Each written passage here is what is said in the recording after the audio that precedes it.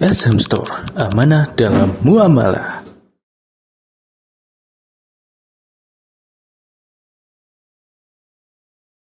Dalam masalah-masalah fikih ijtihadiyah, karena dasarnya khilaf ini boleh adalah hadis Nabi tentang ijtihad. Idza ijtahada al-hakim fa asaba falahu ajran. Apabila hakim berijtihad dan benar ijtihadnya, dapat pahala berapa? 2. Wa idza ijtahada fa akhta'a, dan bila berijtihad lalu salah, lalu salah dalam ijtihadnya, falahu ajrun, maka dia mendapat 1 pahala. Dan dari hadis ini menunjukkan khilaf semacam ini yang sumbernya dari ijtihadiyah, rata-rata para ulama ahli fikih yang berbeda ini, maka ini khilaf yang boleh. Nah, yang kita bicarakan khilaf jenis ini. Jadi apa sebab para ulama khilaf? Walaupun itu boleh, tapi bukan berarti kita bebas memilih, kan? Tetap kita harus memilih yang rajih untuk mengamalkan. Hanya sikap kita kepada orang lain harus toleran.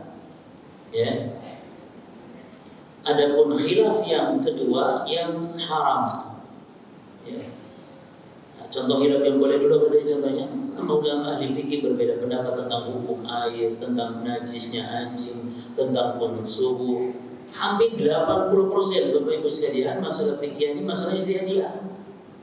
Ya, maka jangan penuntut ilmu jangan sampai bingung, jangan sampai putus asa kalau dalam masalah fikih dikit-dikit fi khilaf bainal ulama, fi khilaf jangan kabeh kok khilaf piye.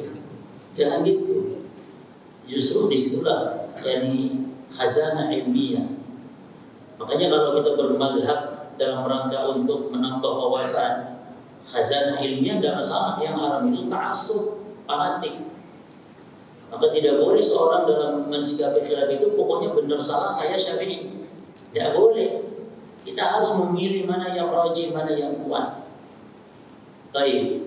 Nah, khilaf yang kedua ditinjau dari hukum, lawan dari yang pertama, yaitu khilaf yang ghairus sa'id, yang tidak boleh, al-madhmum, yang tercela. Baik, kita rangkumkan khilaf yang ini ada 4 yang tidak boleh ini, yang haram ini. 1, al-ikhtilaf fi masail aqdiyah al-muttafaq 'alaiha inda ahli sunnah wal jamaah. Berbeda pendapat dalam masail al-aqdiyah. Dalam masalah-masalah akidah cukup tidak cukup. Masalah akidah yang al-muttafaq, masalah akidah yang disepakati inda ahli sunnah wal jamaah.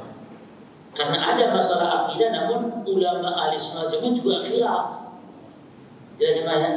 Contohnya ada kubur menimpa roh atau jasad, ini masalah akidah. Tapi ini masalah yang khilaf di kalangan ulama ahli sunnah. Namun ada tidaknya ada kubur ijma ulama ahli sunnah. Yang menyelisih ijma itu orang yang sesat. Jadi kalau menyelisihi ijma sesat berarti. Tapi kalau menyelisihi khilaf yang di situ khilafnya as-sa'id, maka tidak sesat. Maka kalau ada orang yang pun subuh, itu khilaf, itu menyelisihi pendapat yang rajih. Berarti kan, menyelisihi ijma sesat, menyelisihi pendapat yang rajih tidak sesat. Menyelisih pendapat yang rajih tidak sesat, yang tidak sampai dikeluarkan dari ke ahli sunnah. Di antara hal yang banyak kita keliru adalah dalam hal mengeluarkan seseorang dari kesunahan, mengeluarkan seseorang dari ahli sunnah karena sebab dosa yang dilakukan. Ya akhi, hatta cukur jenggot. Ada orang cukur jenggot itu maksiat. Tapi apakah setiap orang cukur jenggot keluar dari ahli sunnah? Lah, itu maksiat. Sama halnya kalau ada orang berzina. Maka kaidahnya dosa besar tidak mengeluarkan seorang dari ke ahli sunnahnya. Dosa besar. Berzina, minum khamar, cukur jenggot, hatta isbal ya. Hatta isbal. Ada orang isbal, bisa jadi dia akidahnya lurus, ahli sunnah. Bisa jadi dia isbal mengikut pendapat yang salah. Jadi kalau tidak sombong boleh. Tidak masalah, asal jangan ditolak dengan akal kayak Bang Haji. Apa masuk akal? Masuk akal tidak sih? Apa? Celana menutup mata kaki masuk neraka gitu, atau ya kalau itu jangan ditolak dengan akal. Kita wajib meyakini. Hanya saja ada ulama itu khilaf bahwa ada ulama yang membolehkan isbal asal syariatnya tidak sempurna. Namun itu pendapat yang marjuh, pendapat yang lemah. Cuman bukan berarti yang isbal bukan ahli sunnah. Di tolak ukur ahli sunnah adalah bagaimana pokok-pokok akidah dia, akidah ahli sunnah. Jelas ya? Maka Imam Ahmad juga mengatakan ikhrajun nas minas sunnah syadid, mengeluarkan seorang dari ahli sunnah itu sangat berat, kata Imam Ahmad. Nah, itu urusannya bukan sekedar dosa besar, tapi masalah pokok-pokok akidah ahli sunnah. Maka antum-antum yang baru hijrah wajib pertama kali mempelajari apa pokok-pokok akidah ahli sunnah, apa pokok-pokok ahli sunnah wal jamaah. Pelajari.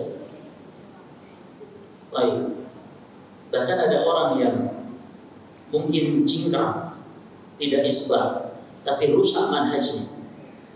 Yani dia menghalalkan, memberontak, menghalalkan demonstrasi, menghalalkan, memberontak kepada penguasa. Dia jenggotan. Katanya kemarin ngebom itu nggak ada jenggotnya itu yang kemarin ngebom di Bandung. Cuma yang jenggot kena lagi itu Wahabi. Cuma yang ngebom jenggotan, yang ngebom mengharamkan musik misalnya, yang ngebom itu cingkrang, ya kan? Itu bukan berarti ahli sunnah, karena kesunahan bukan dilihat jenggot dan cingkrang. Yang kesunahan dia dari pokok-pokok dasar akidahnya. Dia akidahnya menyimpang, menghalalkan, memberontak kepada penguasa yang sah. Itu adalah firqah Khawarij, itu adalah pemahamannya Khawarij. Di antara pemahaman Khawarij adalah menghalalkan pemberontakan kepada penguasa. Nah, jadi sekali lagi tolong urusan fikih jangan dibawa ke manhaj. Ya. Masalah fikih banyak ahli bidah yang lurus fikihnya, ahli bidah. Ya. Masalah dosa besar, ahli sunnah banyak yang jatuh dalam dosa besar. Ada ikhwan yang sudah ngaji masih rokokan, masih dengan musik. Apakah dia bukan ahli sunnah? Ahli sunnah dia, namun ahli sunnah pelaku maksiat. Ahli sunnah karena rokokan dan mengeluarkan dari sunnah. Jadi kita ini kalau merokok bukan ahli sunnah, tidak rokokan itu ahli sunnah. Walaupun dia fikahnya Khawarij, walaupun Asy'ariyah akidahnya, disebut ahli sunnah karena tidak rokokan, karena tidak cingkrang, karena jenggotan, karena bujurnya cadaran. Sebenarnya ini bukan tolak ukur ahli sunnah, bukan ahli sunnah. Jelas ya apa kaitannya? Bahwa al-kabair la yukhriju minas sunnah. Dosa besar tidak mengeluarkan seorang dari ke ahli sunnah, hanya tidak mengeluarkan dari ahli sunnah. Baik, jadi yang pertama khilaf yang haram adalah khilaf di masail aqidah al-muttafaq 'alaiha 'inda ahli sunnah wal jamaah. Yang kedua, al-ikhtilaf fil adillatil qat'iyyah, berbeda pendapat pada permasalahan yang dalilnya sudah qat'i, lalu dia khilaf, ini sesat ini. Ya. Misalnya dalil tentang haramnya musik, ya. Dalil tentang hukum rajam, dia ingkari hukum rajam, dia selisih tentang hukum rajam yang dalilnya qat'i. Haramnya musik dalilnya qat'i, maka ini sesat. Maka harus ditegakkan amar ma'ruf nahi munkar. Jangan sampai istilah beda pendapat dalam pengharaman musik ya ini toleran apa-apa. Ya, yang berpendapat halal boleh, yang mengatakan haram juga tidak masalah, kita toleran. Nah, tegakkan amar ma'ruf nahi munkar. Diterima alhamdulillah, tidak diterima selesai. Ya. Adapun daging anjing boleh dimakan, haram atau makruh, ini justru khilaf. Tapi kalau haramnya musik ijma, ya. Tapi daging anjing boleh makan atau tidak? Mazhab Maliki mengatakan makruh, tidak halal. Mazhab Maliki bukan halal, makruh. Ini lebih baik ditinggalkan. Tapi kalau makan tidak masalah. Dan meninggalkan daging anjing berbala, makannya tidak haram. Mazhab apa ini? Maliki. Dan ini toleran. Kita sikapi toleran ini. Giliran daging anjing keras, giliran musik toleran. Ini kebalik, ini keblinger ini. anjing air liurnya najis atau tidak, najis mughalladh atau tidak, ini juga masalah khilafiyah yang kita harus toleran. Walaupun kita tahu berpegang yang kuat, namun berbeda dengan tentang haramnya musik. Dan di dalam haramnya musik tidak boleh toleran, tapi tegakkan amar ma'ruf nahi munkar. Jelas ya? Yang ketiga, al-ikhtilaf an-nashi'u an ta'assub atau hawan la an hujjatin wa burhanin. Yang ketiga, khilaf yang haram adalah ikhtilaf yang sumbernya karena ta'assub fanatik atau hawa nafsu, bukan karena hujjah. Contohnya, saya ini pokoknya benar salah Syafi'i. Pokoknya mau salah, bukan saya pegang ini. Apa dasarnya? Pokoknya Syafi'i. Dalilnya, dalil pokoknya Syafi'i. Enggak perlu dalil. Nah ini khilaf semacam ini haram. Ya, dan ini banyak kejadian seperti itu. Enggak perlu lihat dalil, seperti kata Syafi'i mana semua. Bahkan mereka nggak bisa bedakan mana Syafi'i, mana madhab Syafi'iyah. Ya kan? Mana Syafi'i, mana Syafi'iyah. Syafi'iyah ini ulama yang disebutkan kepada madhab Syafi'iyah. Kalau ucapan Syafi'i sendiri banyak yang bertentangan dengan manusia, umat yang mengaku bermadhab Syafi'i. Terakhir yang keempat, ikhtilaf yang haram terlarang adalah mukhalafatu ma ajma'at alaihi al-ummah. Khilaf dalam masalah yang sudah ijma'. Ya, seperti masalah musik tadi masuk kelompok ini. Ulama imam 4 sudah ijma' haramnya musik, lalu ada ulama setelahnya mengatakan khilaf, enggak dianggap khilafnya. Seperti Imam Ibnu Hazm. Imam Ibnu Hazm apalagi dia dikenal bukan ulama ahli hadis, tapi melemahkan hadis. Hadis Bukhari dilemahkannya. Dan Ibnu Hazm tidak dikenal sebagai ulama apa? Tidak dikenal sebagai ulama ahli hadis. Ya. Adapun imam yang 4 sudah jelas ulama ahli sunnah, ulama ahli hadis, ulama ahli fikih, ya, itu sepakat mengharamkan musik. Baik, inilah cuma saya lihat 4 ya yang pokok dari khilaf-khilaf yang diharamkan, yang tercela, yang konsekuensinya bisa keluar dari ahli sunnah. Ya, seperti menyelisih dalam masalah akidah yang sudah disepakati. Seperti kelompok Mu'tazilah itu bukan ahli sunnah, namanya saja Mu'tazilah. Dia mengingkari adab kubur dengan alasan hadis tentang adab kubur adalah hadis ahad. Padahal hadisnya mutawatir, jemaah. Mutawatir hadis tentang adab kubur. Apa kata Nabi dalam doa di akhir salat kita? Kata Nabi, "Idza kana ahadukum fi tasyahhudil akhir falyata'awwad billahi min arba'." Apabila kalian ada di tasyahud akhir, maka berlindunglah kepada Allah. Tawus bin Kaisan ketika mendengar hadis ini, berlindunglah kepada Allah. Ini perintah, hukumnya wajib. Maka putranya nggak baca doa ini disuruh ulang sholatnya juga. Subhanallah. Tawus bin Kaisan, putranya nggak baca doa ini disuruh diulang sholatnya. Ini perintah, wajib. Yang sangat penting untuk dilakukan. Apa berlindung dari 4 hal ini? Min adabi jahannam, wa min adabil qabr, wa min fitnatil mahya wal mamat, wa min syarri fitnatil masihi ad-dajjal. Jadi ada kubur di situ. Namun kata orang Mu'tazilah, ada kubur enggak ada. Apa dalilnya? Di Quran enggak ada penyebutannya secara sharih, kata mereka. Yang kedua, tidak masuk akal. Tuh, masalah akidah ditakarnya itu dengan akal, ya. Masalah akidah, masalah gaib ya. Bagaimana ada kubur ditakar dengan akal? Secara akal tidak masuk akal. Memang seorang dikubur disiksa, mana bekas kalau dibongkar kuburan, kata mereka nggak ada, Pak.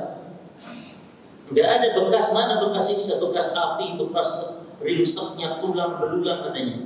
Dalam hadis kan tulang belulang sampai rimsek, ya nggak ada. Maka kita tanya, antum mengimani adanya apa? Adanya angin. Nah, sementara angin aja antum tidak bisa lihat. Ya. Angin tidak bisa lihat. Kita hanya tahu angin itu kalau masuk badan masuk angin. Kalau masuk botol minyak angin. Kalau keluar dari dubur namanya kentut. Itu aja yang kita tahu tentang angin. Ruh kita ini juga ada ruh, tapi tidak tahu kita, tidak bisa melihat.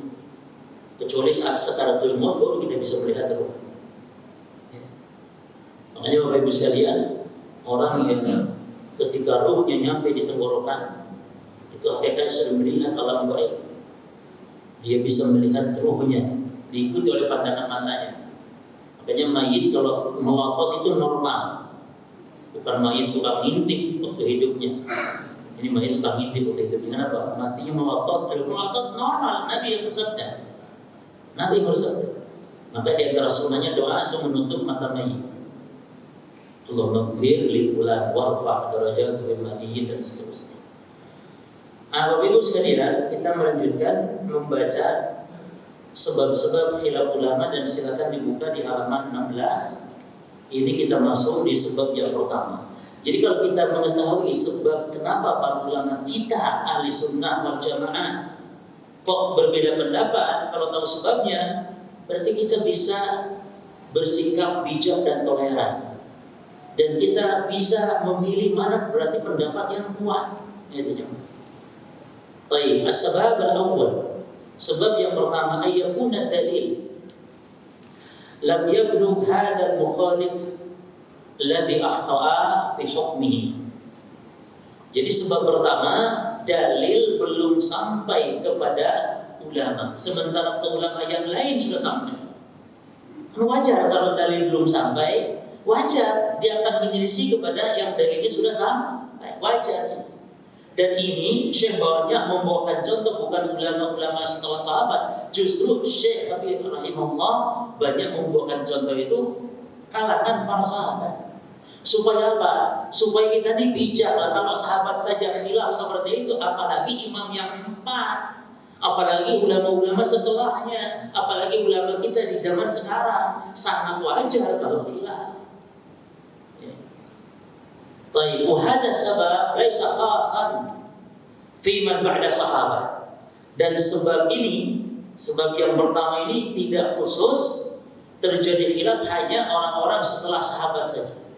Bal yakun fi sahabat, bahkan terjadi di masa sahabat, wa man ba'dahum, dan juga setelah mereka. Ya. Nah, saya mau beri contoh, ada 2 contoh di sini. Contoh yang pertama tentang kasusnya ta'un. Kasus tentang wabah.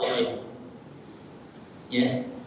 Jadi di dalam kitab Sahih Bukhari disebutkan tentang terjadi ta'un di negeri Syam saat itu, dan Umar bin Al-Khattab saat itu seorang Amirul Mukminin itu sedang menuju ke Syam. Nah, wa fi asna'i thariq, lihat di halaman 17, di tengah perjalanan ya, dzukira lahu anna fihi wabah. Maka disampaikan kabar kepada Umar kalau di sana di Syam ada wabah. Wabah wa ta'un, yaitu ta'un. Sebagian ulama berpendapat ta'un itu bukan nama wabah khusus, tapi setiap wabah disebut ta'un. Masih namanya Covid, masih namanya apa namanya, amwas, atau wabah apalagi flu burung kan. Apapun jenis wabahnya semua disebut ta'un. Pendapat pertama. Pendapat yang kedua, ta'un ini nama wabah khusus, ta'un. Ya. Bukan yang lain. Jadi kalau Covid bukan ta'un berarti. Namun pendapat yang kuat Allah Bapak Ibu sekalian, ta'un ini nama untuk semua jenis penyakit wabah. Arti wabah ini penyakit yang membahayakan sampai menyerang nyawa, yang itu menyerang banyak manusia. Kalau cuma satu orang tidak apa-apa, tapi banyak manusia yang bergelimpangan, dan yang diserang bisa jadi penyakit yang bisa berbahaya, bisa membahayakan jiwanya. Itu namanya wabah. Baik. Maka waqafa, berhentilah Umar di tengah jalan itu, wa ja'ala yastasyiru sahabat, dan dia berusaha untuk bermusyawarah dengan para sahabat. Fastasyara al-muhajirin wal ansar. Maka beliau pun bermusyawarah dengan kaum muhajirin dan ansar saat itu yang ikut bersama beliau.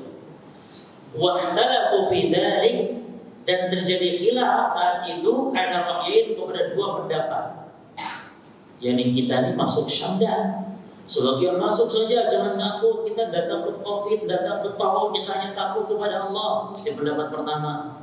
Masuk saja. Pendapat kedua, jangan. karena membahayakan jiwa. Allah melarang kita menjatuhkan kepada kebinasaan. Jangan, tak boleh. Al-muhim khilaf Bapak Ibu sekalian. Ya, khilaf. Wa kana al-arjah, dan tentu yang kuat pendapat apa? Al-qaulu bil ruju'. Tentu yang kuat pendapat yang mengatakan harus kembali, enggak boleh masuk Islam. Ya. Jelas ini pendapat yang kuat, karena ada hadisnya nanti. Ada hadis yang dibawakan oleh sahabat Abdurrahman bin Auf. Nah, wa bi athnai hadhihi al-munyawalah wal musyawarah, ketika terjadi dialog, terjadi musyawarah, terjadi ini apa namanya? Saling debat dalam masalah ini, ja'a Abdurrahman bin Auf radhiyallahu anhu. Datanglah Abdurrahman bin Auf, saat itu dia ada hajat, keluar lalu datang saat itu. Nah, bahkan ghaiban bi hajatin lahu. Faqala, lalu Abdurrahman bin Auf mengatakan, inna indi min dzalika ilman. Oh, tenang, saya tahu. Nah, jadi kalian khilaf nih masalah masuk Islam atau tidak ketika ada wabah, saya mengetahui ilmunya. Sami'tu, lihat para sahabat kalau disebut ilmu maknanya hadis, dalil maknanya. Apa kalau sekedar perkataan, bukan ilmu. Ada ilmu itu maqala Allah, maqala Rasul, maqala sahabat. Itu namanya ilmu. Lihat para sahabat kalau ngomong, saya tahu ilmunya. Apa itu? Aku mendengar Rasulullah. Bukan aku mendengar fulan. Aku mendengar Rasulullah SAW. Yaqul, beliau bersabda. Nah ini dia coba. Idza sami'tum bi ardin, fala taqdamu alaihi. Kalau kalian mendengar wabah ada di sebuah negeri, maka jangan masuk. Jangan masuk ke dalam negeri. Ya, kalau mendengar wabah di sebuah negeri. Wa in waqa'a wa antum fiha, tapi kalau terjadi wabah sementara kamu sedang ada di negeri itu, maka fala takhruju, jangan keluar dengan sebab firaran min.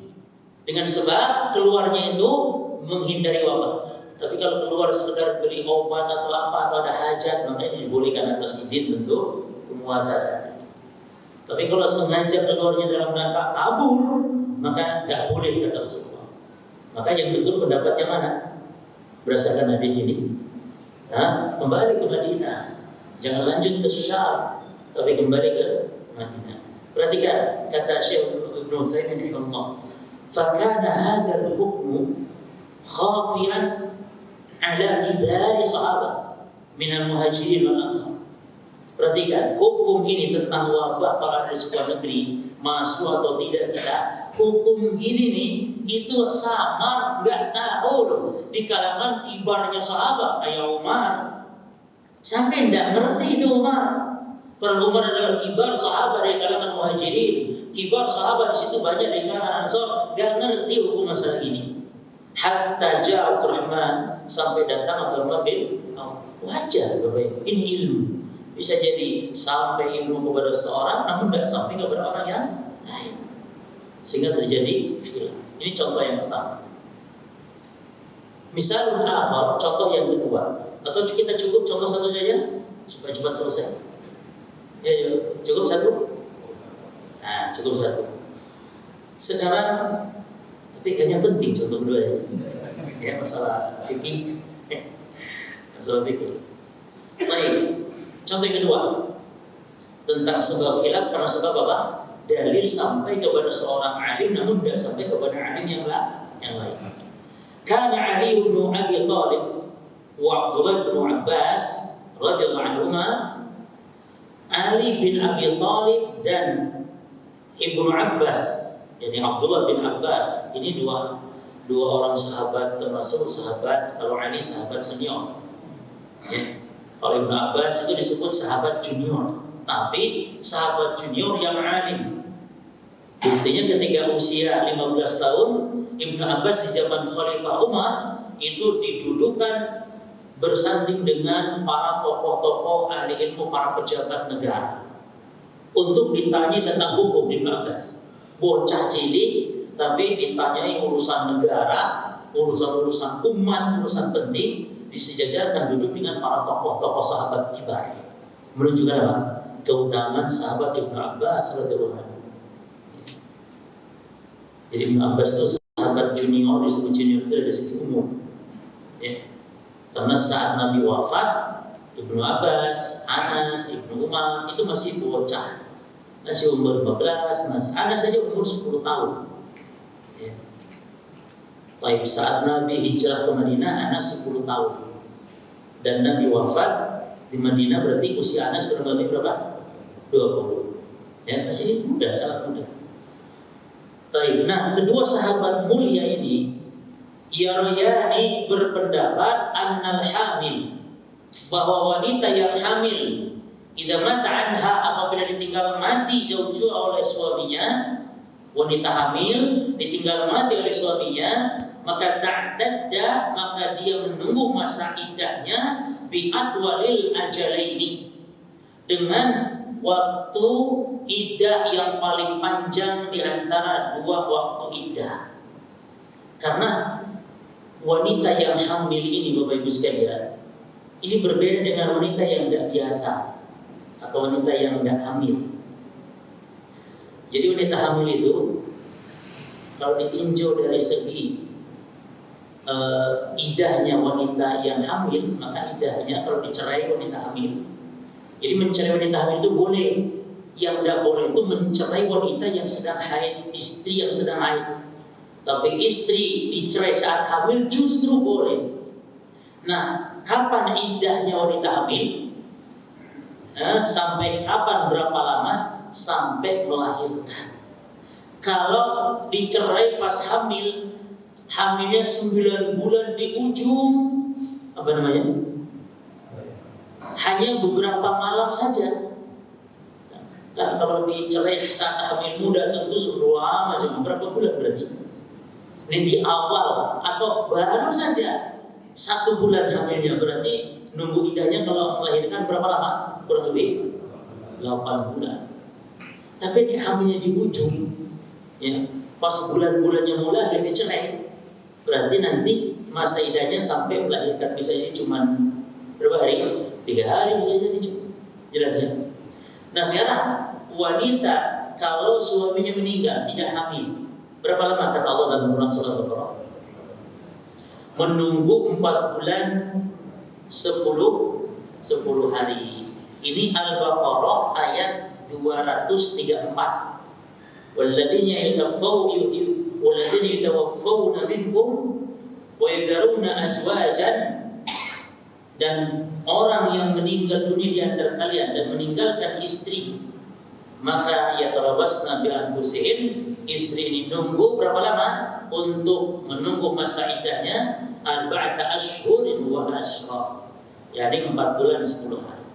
Ini bentuk penghormatan kepada suami. Dalam Islam suami itu harus dimuliakan oleh istri. Di antaranya kalau suami meninggal, istri harus menunggu masa iddahnya, masa berkabungnya 4 bulan 10 hari. Dan itu tidak boleh dandan. Tidak boleh dandan. Tidak boleh keluar rumah, harus di dalam rumah. Kecuali kalau dia butuh untuk mencari nafkah, tidak ada yang beri nafkah, ya, boleh keluar di siang hari, toh tidak boleh keluar malam hari. Saking menghormati, ya, suami. Jadi kalau suami meninggal 4 bulan 10 hari. Kalau wanita yang mengandung dicerai, maka saat melahirkan. Ini dalilnya surat Tolak ayat 4. Nah sekarang kasusnya bagaimana kalau ia mengandung, ia juga suaminya meninggal? Ini yang menjadi idahnya dipakai yang mana? Menurut Ibnu Abbas dan Ali bin Abi Thalib yang paling panjang. Seandainya hamil di awal bulan, di awal-awal 1 bulan hamil, suami meninggal, kalau menurut siapa? Menurut Ibnu Abbas dan Ali bin Abi Thalib, berapa lama wanita ini? Berarti 8 bulan, karena harus yang paling lama. Nek hamil tua mau melahirkan ditinggal mati, menurut Ibnu Abbas kapan? Berapa lama? 4 bulan. Karena harus yang paling lama 4 bulan 10 hari, bukan yang besok mau melahirkan. Jelas Bapak Ibu di sini? Ini ternyata Ibnu Abbas dan Ali ini keliru. Enggak dengar dalil. Coba Ibnu Abbas yang kata Nabi, Allahumma alimhu ta'wil, Allahumma faqihu fid din. Ya Allah, faqihkan Ibnu Abbas ini agama, ya Allah, berilah ilmu Ibnu Abbas ini, ilmu ta'wil, ilmu tafsir. Ibnu Abbas yang disebut dengan turjuman Al-Quran, ahli tafsir Al-Quran dari umat ini, Bisa saja suatu masalah beliau tidak tahu. Karena hanya Allah yang sempurna ilmunya. Wa ma utitu minal ilmi illa qalila. Manusia diberi ilmu sekali berapapun ulama atau sahabat sekalipun, mesti ada yang tidak tahunya. Ibnu Abbas. Jadi Ibnu Abbas ini berpendapat salah, khilaf dengan pendapat ulama-ulama di kalangan sahabat yang lain, termasuk Ali. Yang betul, Bapak Ibu sekalian, yang betul adalah kalau ada wanita hamil ditinggal mati, yang betul adalah mana yang duluan, ya, mana yang duluan. Kalau duluannya melahirkan, ya melahirkan. Kalau duluannya 4 bulan, ya 4 bulan 10 hari selesai. Jelas ya? Baik. Yaitu ada sebuah hadis yang sahabiah yang bernama Subai'ah al-Aslamiyah. Lihat di halaman 21, Bu Ibu. Di halaman 21.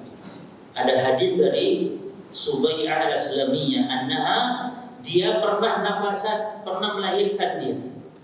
Ba'da mauti zawjiha bilayalin, melahirkan yang setelah sebelumnya suaminya meninggal beberapa malam. Jadi suami yang meninggal beberapa malam berikutnya lahiran. Maka fa'adana laha Rasulullah, lalu Rasul mengizinkan Subai'ah an tatazawwaj, untuk menikah. Berarti masa iddahnya ketika melahirkan, karena dibolehkan menikah. Ya. Boleh menikah dulu ya ketika melahirkan, namun enggak boleh jima. Bukan berarti boleh nikah boleh jima, tidak, kan sedang nifas. Boleh enggak nifas kalau pengantin perempuan sedang haid atau nifas? Hah? Boleh. Sedang nifas berarti janda. Melahirkan berarti janda. Jadi kalau janda pas melahirkan boleh. Tapi kalau wanita ini ingin bersama suami di surga, suami pertamanya di surga, maka jangan nikah. Karena wanita itu di surga bersama suami yang paling akhir. Ya. Jadi ada agak kerepotan kalau suami meninggal duluan. Jadi wanita jangan sampai kalau nikah lagi berarti nanti pisah dengan suaminya. Dan sudah bukan suami istri lagi. Tapi kalau istri meninggal duluan, suami ini tenang, mau kawin lagi gak masalah, mau 2, mau 3 gak masalah. Dan gak ada pengaruh kepada istri yang telah meninggal, tetap dia istrinya. Ziarahi kuburnya, dia istrinya. Istrinya di dunia, di alam barzah, dan di surga kelak, istrinya tetap. Kalau yang memisahkan itu kematian. Tapi kalau yang memisahkan itu perceraian, perjanjian misah itu kita. Jadi cerai itu memisahkan hubungan suami istri, dunia akhirat. Cerai itu memisahkan hubungan suami istri, dunia akhirat. Tapi kematian tidak memisahkan hubungan suami istri, kecuali kalau wanita menikah lagi dengan laki-laki lain. Maka wanita itu di surga, di akhirat, wanita itu ada 5 keadaan. Ada 5 keadaan. Keadaan pertama, wanita meninggal duluan dan tidak kawin lagi, maka dia bersama suami di surga. Keadaan kedua, suaminya meninggal duluan. Apa yang itu yang pertama? Baik, yang pertama, guys, ulangi lagi. Yang pertama, wanita meninggal duluan, maka nanti bersama suaminya di surga. Yang kedua, suami meninggal duluan dan wanita tidak kawin lagi, maka bersama suaminya di surga. Yang ketiga, wanita jomblo tidak laku. Jomblo tidak laku, maka akan dinikahkan oleh Allah dengan laki-laki dunia. Yang keempat, wanita suaminya meninggal dan wanita kawin lagi, maka dia akan bersama laki-laki yang paling akhir.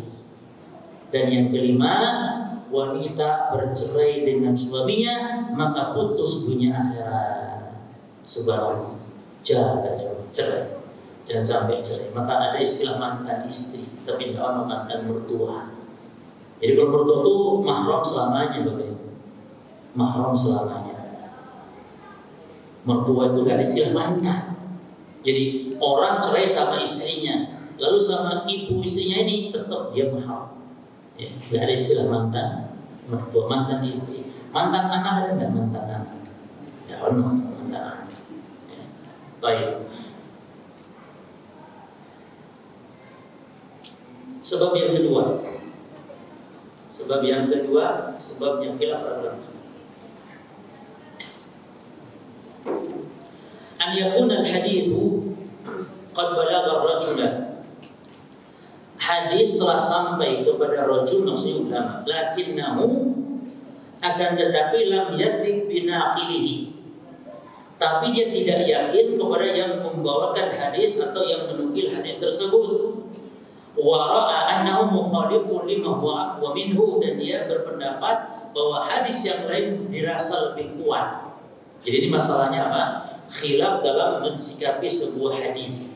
Sebagian mengatakan hadisnya kuat, sebagian mengatakan hadisnya dhaif atau lemah atau tidak yakin.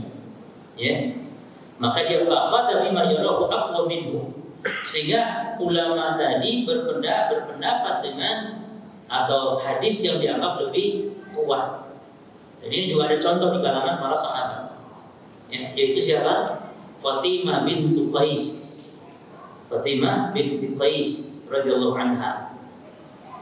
Fatimah binti Qais ini talaqaha zawjuha, ditalak oleh suaminya, ya, salasi tatliqat, dengan talak 3. Talak 3 itu talak yang kejadiannya sudah 3 kali.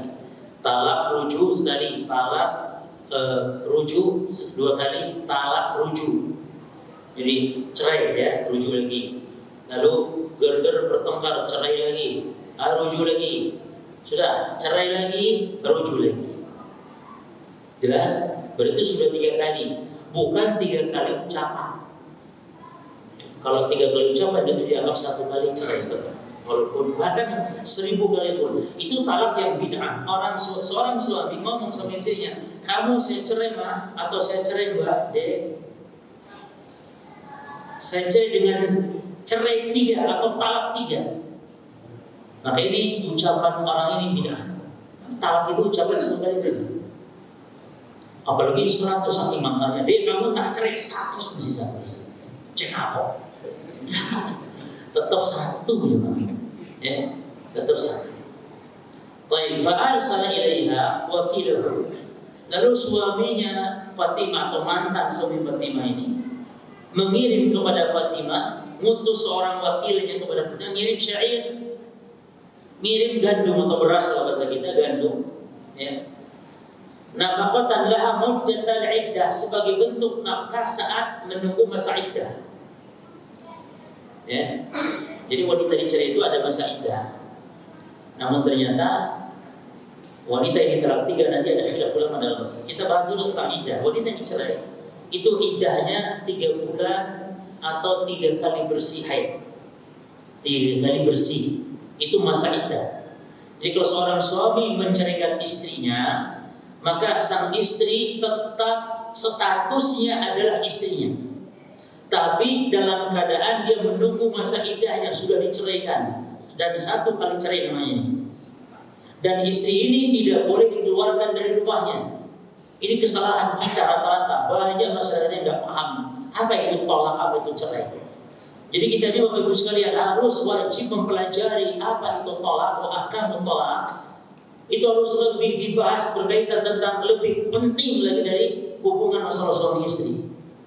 Karena tolak ini banyak yang salah paham. Jadi tolak itu pertama, jatuh tolak itu dengan sekedar ucapan, walaupun bercanda.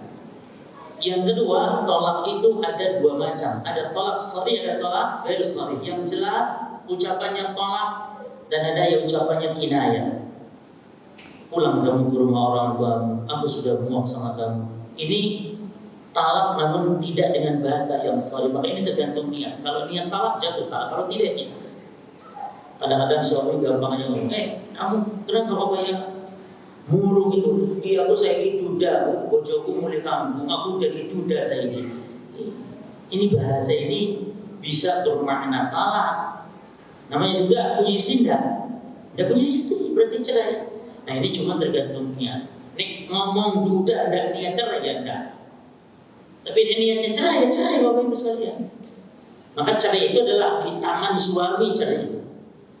Cerai hanya tergantung suami niat. Kan istri nggak tahu niatnya. Ada seorang suami ngomong, dek pulang kamu, aku muak sama kamu. Sudah, kita masing-masing dulu saja, kita hidup sudah. Muak aku sama kamu. Cerai atau tidak, istri nggak tahu.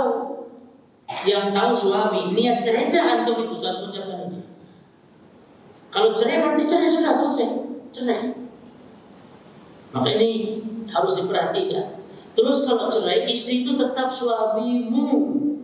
Istri itu masih suami. Istrimu itu adalah tetap statusnya masih sah resmi istrimu, yang dia harus melayani suami, makan, minum, boleh berduaan, boleh tidur bareng, boleh tidur satu selimut. Itu istrimu. Ini kita enggak cerai langsung kabur, langsung istrinya itu selingkuh lagi sama orang, merasa sudah bukan suami istri lagi. Tidak boleh kawan. Bahkan kalau meninggal suaminya, istri dapat warisan. Kalau sudah cerai ya, sudah cerai tapi dalam masa iddah, istri dapat warisan dari suami. Nah, suami sudah tidak punya lagi orang tua, sudah tidak punya kerabat, ya, tidak punya anak.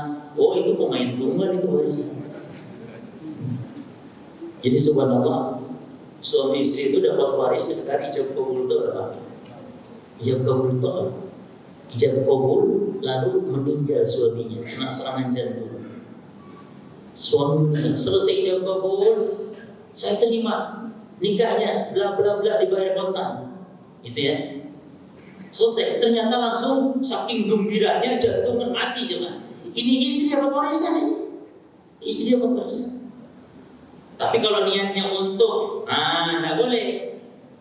Kalau seorang wanita niatnya nikah untuk dapat warisan dan dia doanya, ya Allah wafatkan setelah ijab kabul, ya Allah matikan dia, ya Allah. Orang seperti tidak boleh kasih warisan. Kalau tahu lebih, kalau tahu ada korina, ada dalil, ada bukti, ternyata niat istri jelek, tidak boleh kasih warisan. Ya. Cuma angin, bisa angin ini. Gimana buktinya?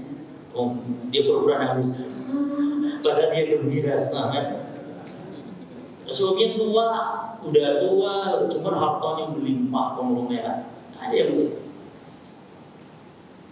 Terus, walakinnaha sakhitati sya'ir. Namun Fatimah ini dikasih gandum, bukannya syukur malah marah dia. Merasa kurang, ya Allah di sekarang gandum kurang.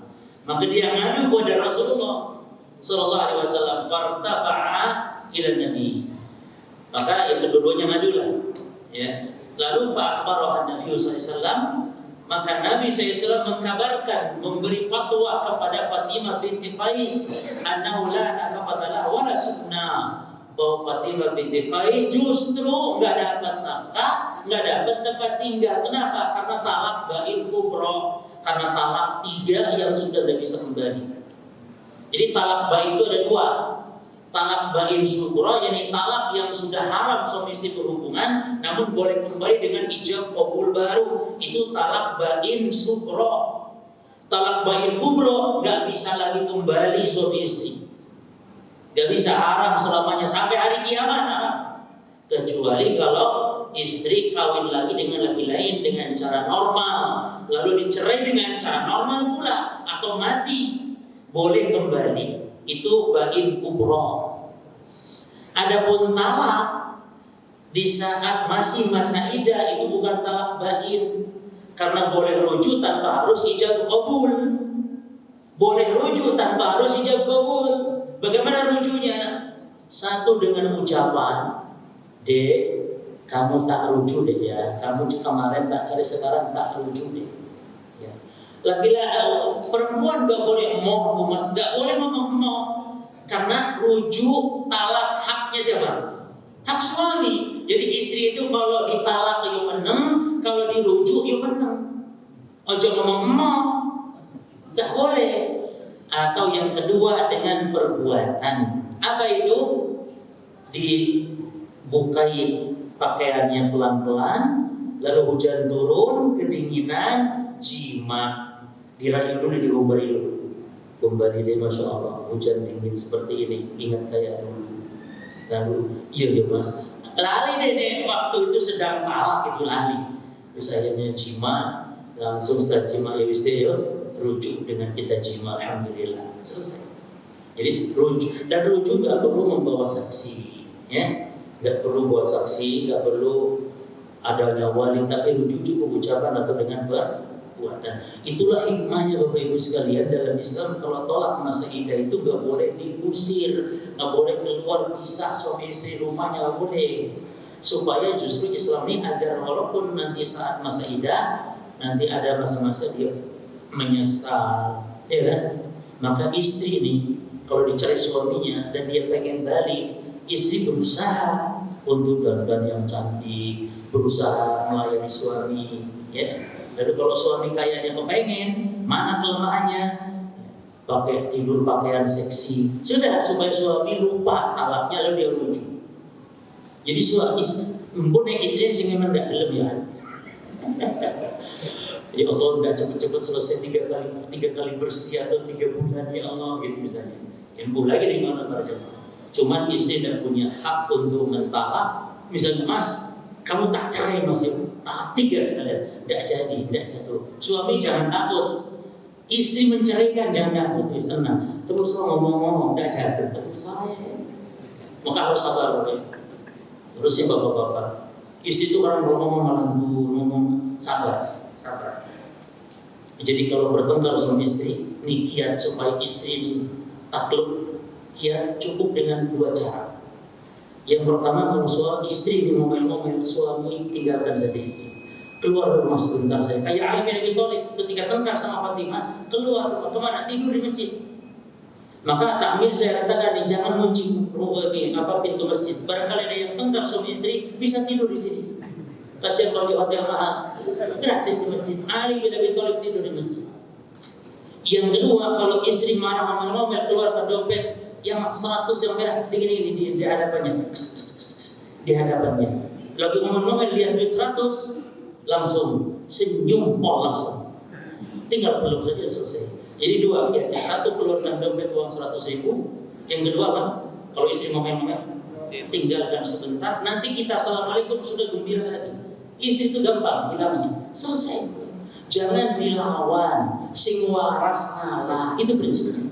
Istri ngomong, memang tabiatnya itu dan itu normal. Istri yang cerewet ngomong itu normal, wajar. Justru istri diam, gelenggam diam itu tidak normal. Antum hati-hati istri yang diam. Cerewet normal wajar. Kalau antum bersyukur istri antum normal. Ada? Masih ada? Fadhil dulu.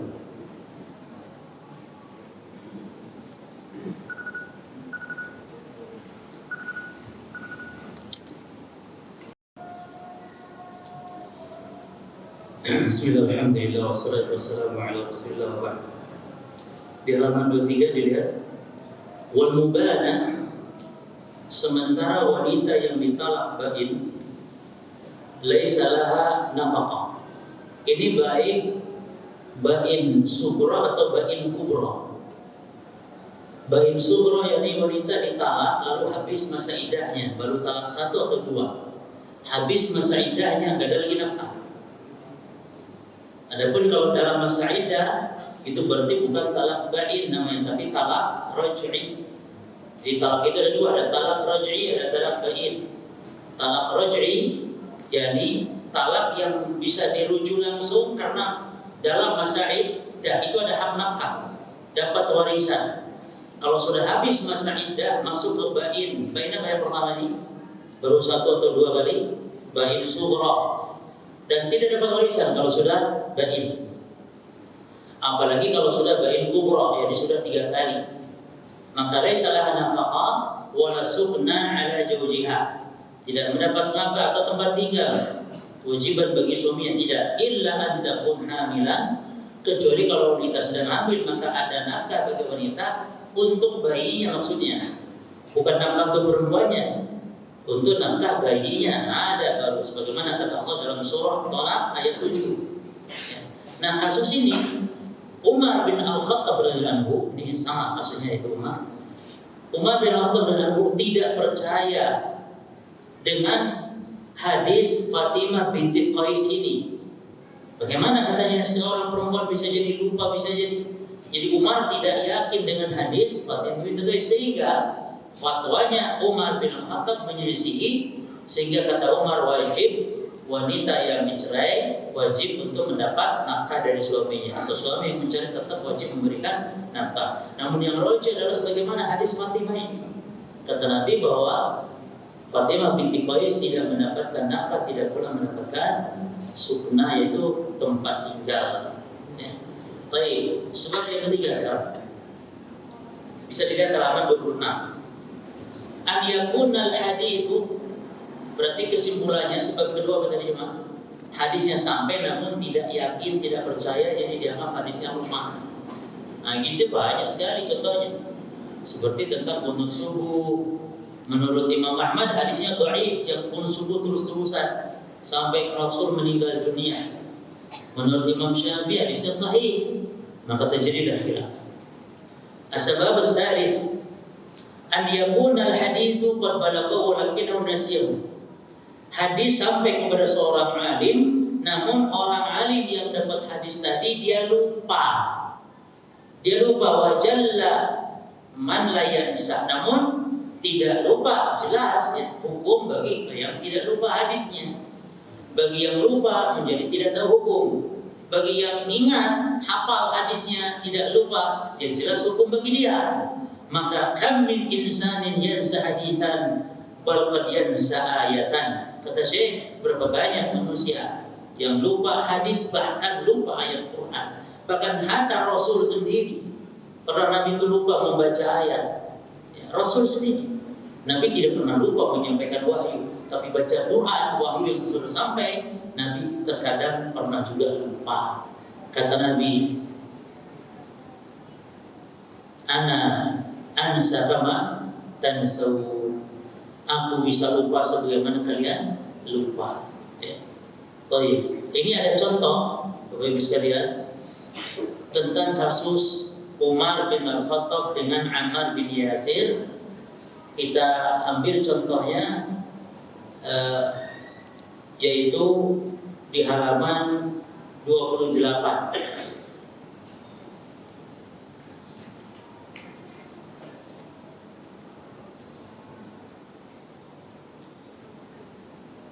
Di halaman berapa? 28. Umar bin Khattab dan Ammar bin Yasir pernah diutus oleh Rasulullah sallallahu alaihi wasallam pada suatu hajat. Di tengah jalan mereka junub. Lalu Ammar, adapun Ammar ketika junub fastahada wa ra'a anna taharat at-turab ka taharatil ma.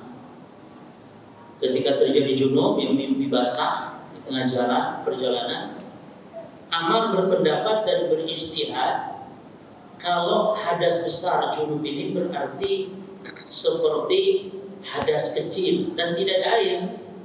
Berarti kalau air harus mandi, kalau debu karena ada air berarti harus berpatamarraq fis sa'id, berguling-guling di debu seperti seolah-olah mandi debu.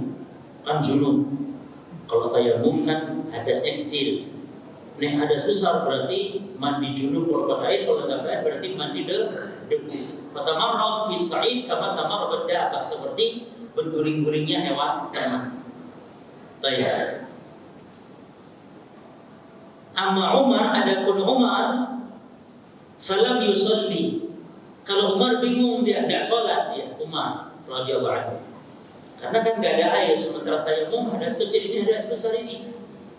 Mandi nggak ada air. Kalau tayamum kan dipikirnya tayamum itu ada kecil, sehingga Umar tidak sholat sampai datang kepada Rasul. Kalau Ammar guling-guling, ya. Umar demi kehati-hatian tidak. Maka Nabi pun memberi fatwa. Kata Nabi kepada Ammar, inna makana yakfika an taqul bi yadayka hakada. Sebenarnya kamu yang Ammar cukuplah seperti ini, kamu tepukkan tanganmu, lalu tepuk, usapkan keluarga lalu ke tangan. Selesai, kamu cukup tayamum. Berarti kesimpulannya tayamum itu pengganti hadas besar, mengangkat hadas besar juga mengangkat hadas kecil. Jelas ya? Jadi jangan kalau di rumah gak ada air, lalu junub tenang, aliran gak ada air di rumah, lalu jangan pengen jima sama istri jadi bojone, mas, daun banyu mandi nih piye, tenang deh tayamum deh. Sudah haji kok, baru tahu hukumnya. Kalau dulu sebelum ngaji ya, nah inilah manfaatnya berilmu. Semuanya gampang, mudah, enak. Coba kalau nggak tahu ilmunya, Mas, nggak ada banyu nih. Oh iya, harus aku semua. Banyu nggak ono. Nek ngaji, Mas, nggak ada banyu nih. Lo tayamum deh. Masuk lali aku gozi. Ingat kamu gozi nih. Tapi akhirnya apa? Akhirnya selesai perkaranya, berarti salah semuanya. Amar ya salah, Umar ya salah. Nah, ketika di zaman Khalifah Umar, ini kita di zaman Nabi wafat sudah, Abu Bakar wafat. Di zaman Khalifah Umar, itu Ammar bin Yasir memberi fatwa, nek junub nggak ada air boleh tayamum. Umar kaget loh, ini fatwa apa ini? Junub kok oleh tayamum? Lali jadi Ammar. Lali biyen lo aku guling-guling terus sampean lalu takut Rasulullah masa lali. Kapan jadi Umar? Bisa lali hadis loh Umar radhiyallahu. Kata Umar kapan? Umar belas tidak ingat jemaah. Berarti menunjukkan Umar sampai mau tangkar sama Ammar gara-garanya apa? Hadis tidak sampai karena apa? Hadis sampai tapi lupa. Apalagi ulama-ulama kita, maka tidak boleh umat Islam berkeyakinan Imam Syafi'i nggak pernah lupa. Oh bahaya nih. Jadi Imam Syafi'i itu kalau fatwa pasti benar, nggak pernah lupa dia. Salah. Imam Syafi'i bisa lupa, Imam Ahmad bisa lupa, siapa pun bisa lupa. Hatta Rasulullah bisa lupa bacaannya. Hatta Umar bin Khattab sampai akhirnya Umar nggak ingat. Jelas nggak ingat. Aku lo guling-guling. Wahai Amirul Mukminin. Umar saat itu udah panggil Umar lagi, Ammar udah panggil Umar, Amirul Mukminin saat itu kan. Saya udah guling-guling, masuk kali. Apa jawabnya jadi? Silakan baca sendiri di sini. Cuman bahasanya dengan orang enak. Baik. Akhirnya kata apa? Kata Umar, ittaqilah ya Ammar. Takutlah kamu kepada Allah ya Ammar. Jadi artinya kamu jangan sembarangan berfatwa. Akhirnya kata Ammar, in syi'ta bima ja'alallah alayya min ta'atik an la uhadditsa bihi fa'altu. Kalau memang engkau berkehendak aku enggak boleh lagi berfatwa karena aku sebagai bentuk taat kepada engkau sebagai Amirul Mukminin, tidak masalah. Aku tidak akan berfatwa lagi masalah ini. Jadi tidak akan ngomong ke masyarakat boleh wudu, boleh tayamum kalau junub. Tapi apa kata Umar akhirnya? Umar nya wis karep-karep model wis kata Umar akhirnya. Akhirnya wis terserah. Cuman Umar betul-betul lah. Cukup insyaallah kita masuk nanti sebab yang ketiga keempat di halaman berapa? Halaman 33. Jadi kita sistem ngaji kita insyaallah kita selesaikan kutaib. Ya, kita kecil seperti ini kita kaji lagi. Nanti mungkin masalah akidah, masalah manhaj, bisa masalah fikih ya. Supaya tidak sesuai dengan ngaji sebulan sekali ngaji kitab tebel-tebel. Oh jangan ada dan entek bingung. Jadi kurang semangat. Jadi kita kecil-kecil saja. Lalu kita kecil saja berapa pertemuan ini? Ini baru 2 pertemuan. Itu pun baru sebab yang ke berapa? Ketiga, apa belum? Baru ketiga. Ya, insyaallah demikian modelnya kita atau sistem kita ngaji. Cukup Bapak Ibu sekalian ini bisa kita sampaikan dan bermanfaat. Cukup ya, ada yang tanya? Dah. Baik. Subhanallah wa bihamdika asyhadu an la ilaha illa anta astaghfiruka wa atubu ilaik. Assalamualaikum warahmatullahi wabarakatuh.